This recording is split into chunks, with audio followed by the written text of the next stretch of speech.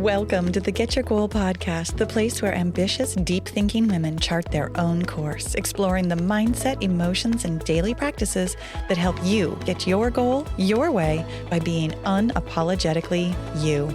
I'm your host, Paula B., Master Certified Life and Goal Coach and creator of the Daily 3 Journaling Framework. On this podcast, you'll learn to navigate your unique path to success by using the most powerful tool in your kit, your own internal compass. Ready for the adventure? Let's go. Hello, friend.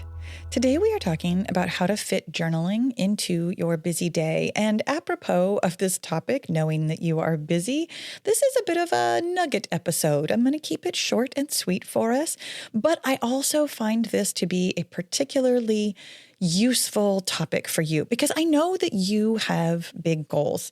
You want to write a book, you want to lose weight without willpower, you want to start a business, or you want to run the race of your dreams, possibly all of those, maybe more. And you also know that journaling is, let's say, good for you. Like, you get the idea that journaling can help you get where you want to go, but also you are busy. So you start your day thinking to yourself, okay, I'm definitely going to journal today. I'm going to get this stuff out of my head. And then you get on with the things that you know you want to be doing to get your big goals and also, life. And then at the end of every day, if you are anything like me, you look back and you're like, how exactly did I spend my time today? And why didn't I have the time to journal like I thought I wanted to? This was actually a perfect description of me just like a year and a half ago. Like I have known for many years that journaling is useful. I love the idea of journaling and found myself still not being consistent with it, still not always knowing like where to start or what to do. I mean, in fact, a year and a half ago, I had already long since even written a book about journaling. Mind Over Menopause came out in 2022, where I have this whole system of how to journal for your goals. I called it at the time the two-step tool. It has been gently rebranded over the past couple of years to fit into the daily journaling framework that I'm going to talk to you about today, to be called metacognitive journaling. But like I always kind of had this idea that I knew more or less what I wanted to be doing, but I still really struggled to be consistent with it, to fit it into my busy day. And that's why I have for you today a quick episode with my 5 best tips for how to fit journaling in, no matter how busy your day is. Tip number 1 is to know why you're journaling. This was one of the things that stuck me for the longest time, is that I knew that journaling was helpful. I knew that I felt better afterwards, but I didn't truly understand until I'd been doing it inconsistently for a while that the reason that I was journaling was to organize and declutter my brain. Nobody had ever explained it to me quite like that, which is why I'm saying it to you. And to be fair, at the time, I don't know that I would have said that I even could declutter my brain. I mean, I am a woman with a busy brain. I still call myself that. So I don't know that I would have even thought that was possible for me, but I'm mentioning it to you because it is. No matter how busy your brain is, I mean, no matter how many browser tabs you have open all day, every day going on in the background, I promise you, me too.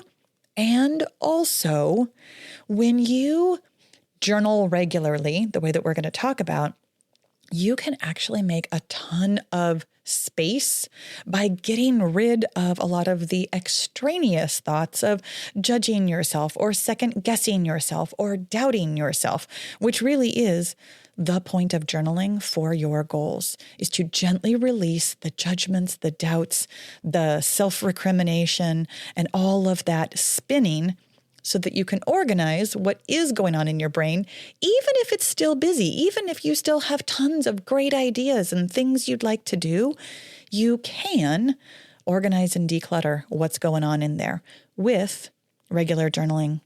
Tip number 2 is to don't start with a blank page if that's intimidating for you. I know that not everybody feels that way. I personally absolutely did. Every day opening up either a blank document or a blank page in my journal, I was overwhelmed instantly.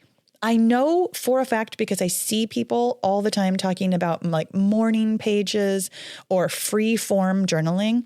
I know that there are people who love having a blank page, who actually feel like that is freedom to just write out everything that's in their brain. If that's you, then get on with your bad self, girl. Like you keep doing you. What I will tell you is that for me personally, because starting with a blank page was super intimidating, it really helps me to have prompts for myself.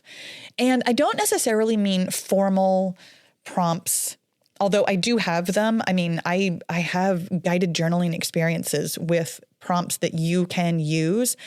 And I mean, here's a spoiler alert. We're actually going to talk about this in the very next tip, but you don't have to use prompts if you have like some general questions that you can ask yourself that help you elicit some kind of response. That is where I started for myself when I wanted to be more consistent with journaling. The truth of it is that your brain is hardwired to answer questions. So having some kind of question helps you lean in sort of naturally to the way that your brain works in order to start writing. Tip number 3, and this is what I was just alluding to, is to have what I call a spontaneous routine, meaning make a routine out of the things that feel good to make a routine out of, and also leave room for spontaneity on the things that don't seem sticky or tricky. For me personally, I love doing the same thing, which for me is the Daily 3 framework. This is my journaling framework that I created that helps you rewire your brain for success, where you do 3 of the same kinds of journaling every single day. There's future self, where you imagine yourself with your goal. There's metacognitive, which is what I was talking about before, the 2-step tool. It's where you look at the stories that you're telling yourself that are holding you back, and you gently release yourself from them by feeling the feeling that they create.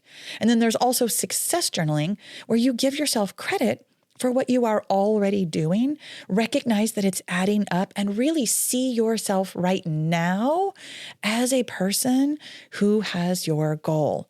Having that kind of a framework for me feels like a great routine. I always know what I'm going to do in terms of those 3 kinds of journaling.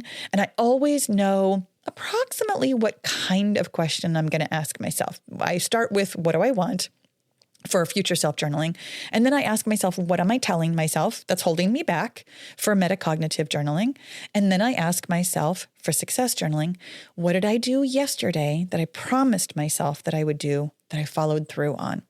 So for me, having that routine where I do the same kind of thing leaves me free to answer those questions, first of all, any way I want to. Like whatever is on my mind, having like a framework that I can stand on helps me open up my brain so that it doesn't start with a blank page. And also I can be spontaneous in the way that I'm answering things. I do not answer the same way every single day. And I don't even have the same routine in terms of like, at this time of day, I do this very specific thing and it's always the same way. And that's how I journal.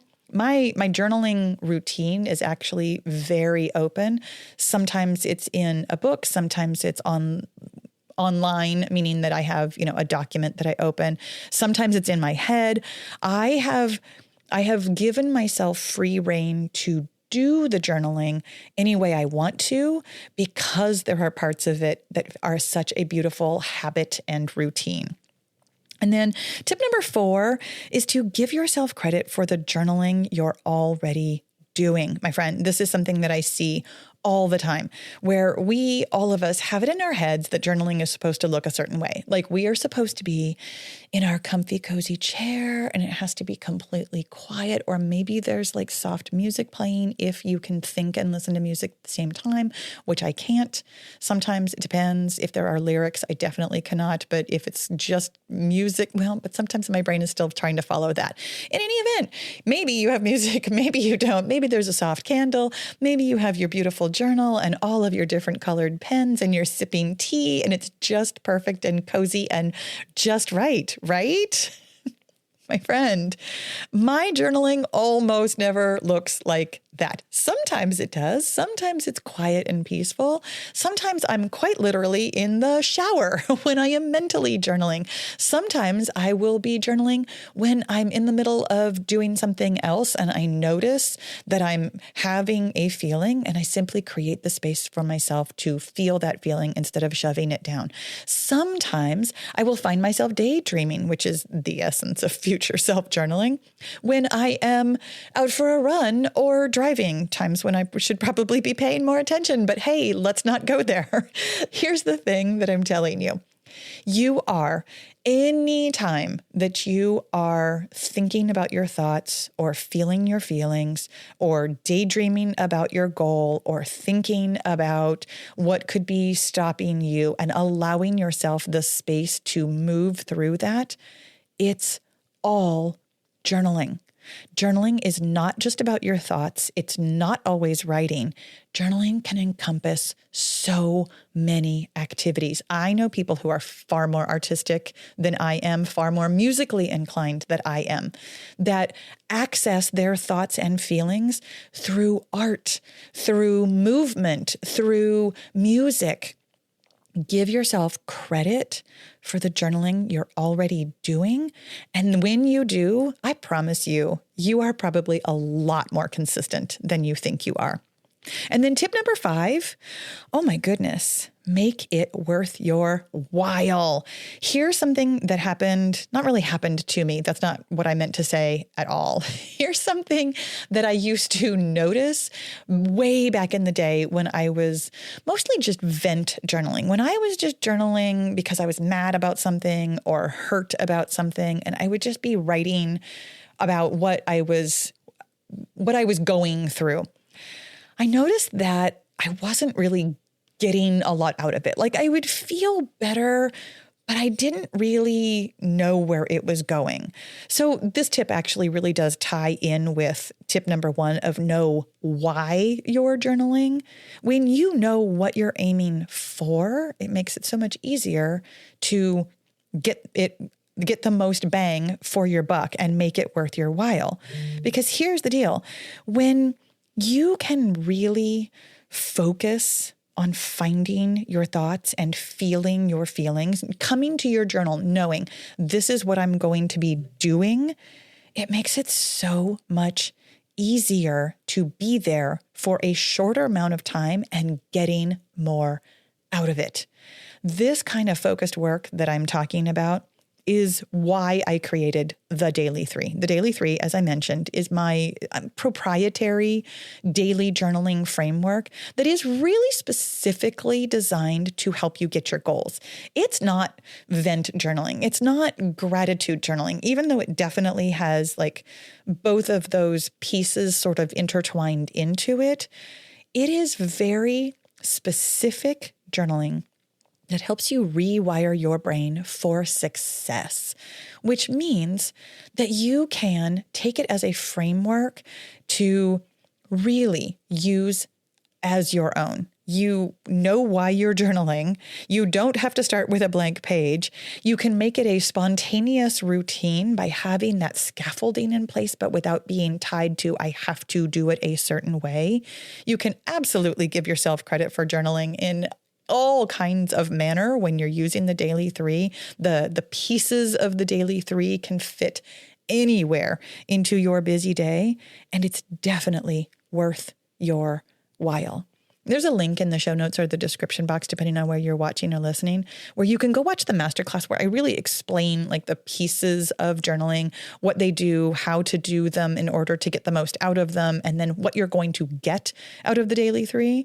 But where I'm going with this is that you can fit journaling into your busy day when you incorporate one or all 5 of these tips and tricks so that you can be consistent enough to start really getting the results that you're looking for. My friend, I purport that the Daily 3 is 5 minutes of journaling, and I want you to know that I say that so that you can fit it in. Your mileage may vary, as the saying goes, meaning that you could make it a significantly longer routine if that feels pleasurable and enjoyable to you. Or you can get in there, you can bang it out, and you can get it done as quickly as you want to. I really hope that this was helpful for you today. Thank you so much for listening. I'll talk to you again soon. No matter where you are on your goal-getting journey, I'm here to help. Get started by watching the free Daily 3 Masterclass to learn the simple journaling framework that rewires your brain for success. Move forward with confidence at your pace with one of my goal-specific guided journaling experiences. And when you're ready for immersive exploration with fellow travelers just like you belong in the Get Your Goal membership. Find it all and join the adventure at getyourgoal.com.